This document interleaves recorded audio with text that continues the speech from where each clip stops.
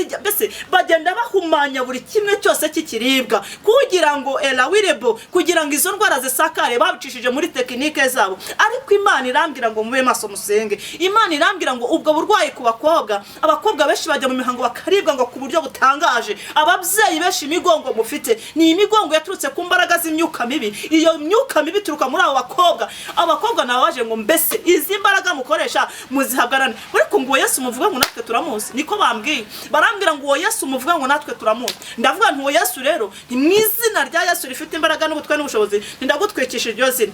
Yahunze agera nko muri metero 10 ariko ngiye kubona mbona bongera baragarutse. Barambwira ngo uwo mugabo muvuga natwe turamuzi.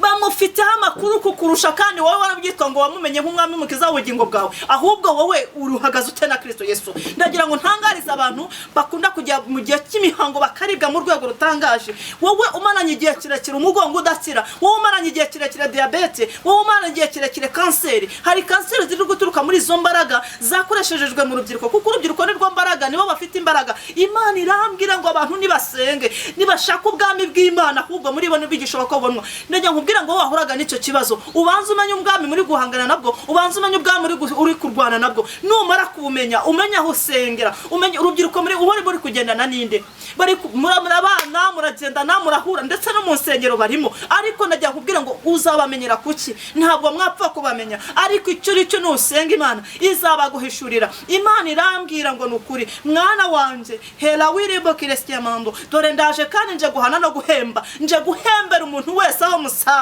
Kuri wa munsi bazambaza ngo twahanuraga mu izina ryanjye ngo tujyawe ngo tukavuga mbese ngo tugakiza abarwayi tugagurutsa ibirema Yesu Kristo ngo azerura ababwire ngo mwumve imbere mwabivumemwe. Ntabwo nigeze no kubamenya.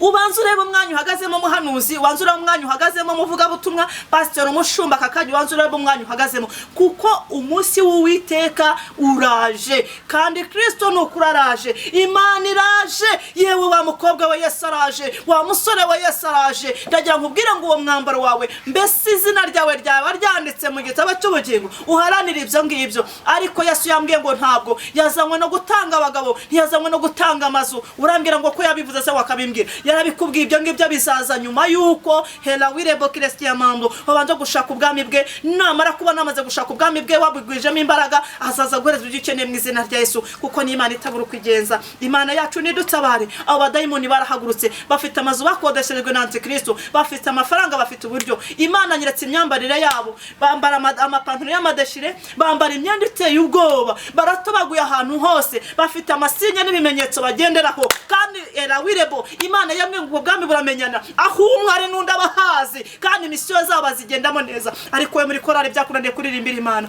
muvuga butumwa byarakunaniye, ahubwo ucyowe n'ukuri gubunza umunwa wiri guteranya bene so, wiri guvuga ubusa. Ariko Antikristo narimena atabari gukora ku mwana nijoro.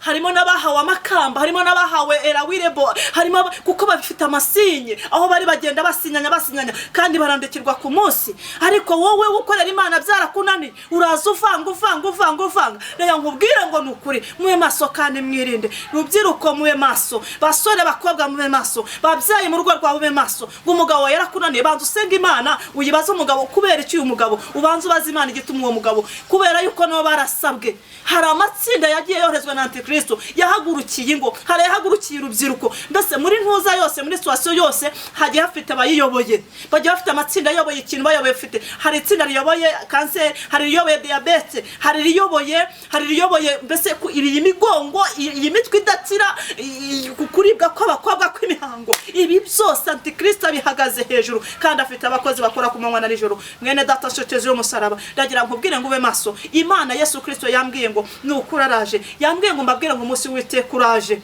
kuko uraje kandi utunguye abantu benshi. Uragutunguye, ntabwo nzi ahantu ubuzabura, ariko wirinde ukuri.